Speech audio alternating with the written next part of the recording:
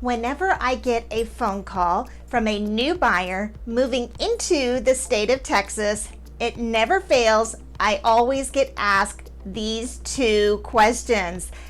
The first one is, Wendy, are there really tornadoes in Texas all the time? Well, that is a topic for another video. The second question I always get asked is, Wendy, is it true what they say about property taxes? Are they really high priced and such a huge expense? Well, guys, today I'm here to answer that rumor and kind of go into property taxes a little bit more. Unfortunately, yes, it is true. Property taxes in Texas are really high, but we don't have a state income tax. So today I want to walk through that with you guys. I want to tell you a little bit about property taxes in Texas, and then I want to compare that to other states that do have a state income tax, but also have lower property taxes. So guys, today stay tuned. We're going to talk about Texas property taxes, California property taxes, and the California state income tax. Hi everyone, my name is Wendy Pinnell. I am a realtor and a broker here in the great state of Texas. I've been a native Texan since 1975, and I've been a realtor for over 13 years. I work with a lot of buyers and sellers just like yourselves, helping them get settled into the state of Texas and then moving a little bit here and there afterwards. Today, I want to talk to you about property taxes, so let's get started. Texas property taxes. So many questions, so much fear. Are those fears warranted? Well, guys, yes, those property taxes are pretty high, and you need to know coming into the state of Texas that you need to be aware of that. But here's a few other helpful things that maybe can help you feel a little bit better about it. The first one is property taxes are based on your home's value, and you can dispute that value. So sometimes the taxing authority will come in with this really high value that raises your taxes, but guess what? If you don't think that's accurate, you can dispute it. It's something we routinely do for our clients, help them see the market and know whether or not what the taxing agency says is accurate. And a lot of times it isn't. A lot of times you can argue it down. Another helpful thing to know about the Texas property taxes is that we have some great exemptions.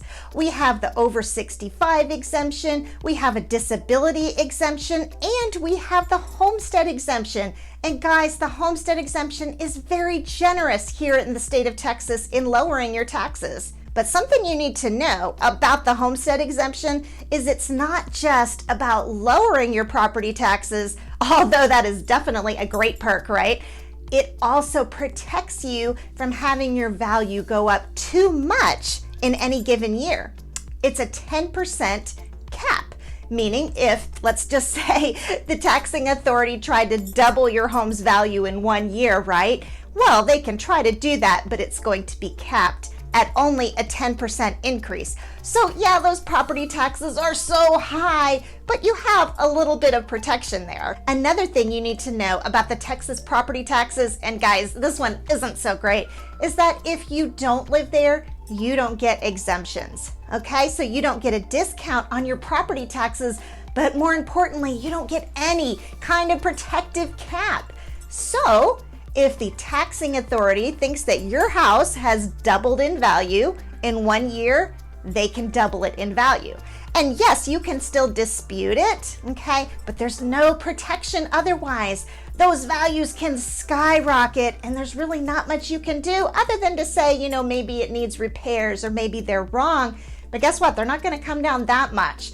So owning Texas property without the homestead exemption, without living there, carries a very high risk. Yet another very important thing you should know about Texas property taxes is that they differ by the city and they can differ within the city. So there's a real opportunity for strategy here, right?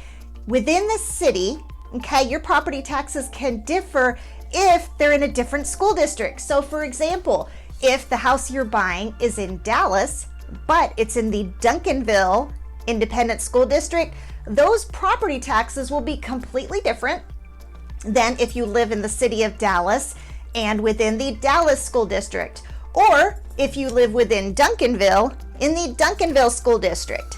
So, looking at a move to Texas, there's some strategy there. You can kind of check each city for the ones that have the lower property tax rate because, again, they differ by the city and they differ within the city. Hopefully that's helpful information about the property taxes here in Texas. But I'll tell you, a lot of questions that I get relate to, say, for example, buyers coming from California who are used to lower property taxes, but also pay state income taxes. And so what they want to know is, hey, listen, Wendy, how do these compare? High property taxes here, lower property taxes here with a state income tax. And guys, hopefully you figured out by now, Texas doesn't have a state income tax. We more than make up for it, right? With high property taxes. So I thought, you know what, let's do a comparison. I did some research online and found a house in San Diego listed for $360,000. Okay, fellow Californians, that probably shocks you. You probably think there's nothing that affordable in San Diego, but nonetheless, I did find one house in that price range. The house I found for sale was a 3-bedroom, 2-bath with 786 square foot, and it was listed for $360,000. Now, I did a little market research here in the Texas area, and there are houses all over the Metroplex in that price range. In fact, you can get a lot in that price range, but just for fun, I picked one in Plano, Texas, listed for $360,000. Okay, so this house listed for $360,000 in Plano had 2,600 square foot. It was a 4-bedroom, 2.5-bath, 2-car garage. Okay, hang on just a minute on this whole property tax discussion. You're telling me that in San Diego, I can get a house with 786 square foot for $360,000. And over here in the Dallas-Fort Worth Metroplex, I can get one with 2,680 square foot for the same price. Yeah, isn't that crazy? That really speaks to the difference in the cost of living and cost of real estate compared from California to Texas. All right, in order to compare the property taxes and the state income tax, let's assume someone that owns a home worth $360,000 probably makes an income of around $110,000. NerdWallet seemed to think that was a pretty good income range for someone buying a $360,000 house. Okay, so let's do a little comparison. A home in Plano worth $360,000 is going to run you, in terms of property taxes, around $7,848 a year. Ouch! Yeah, they're not kidding when they say property taxes in Texas are high. They are definitely high. Let's compare that to what you would pay in San Diego, California for the same value. For the same value of home, $360,000, you're looking at a property tax payment of $2,628. Wow, what a huge difference.